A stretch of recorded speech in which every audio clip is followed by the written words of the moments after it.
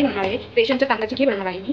पहिल्यांदा तर मी तांदूळ स्वच्छ 2-3 पाण्यात धुवून घेतलेला आहे आणि हा आता तांदूळ मी पाण्यात टाकला आहे आणि गॅसला ते ठेवला आहे. तो तिथे तांदूळ टाकून शिजले आहेत. डाळी शिजून घेतले आहे.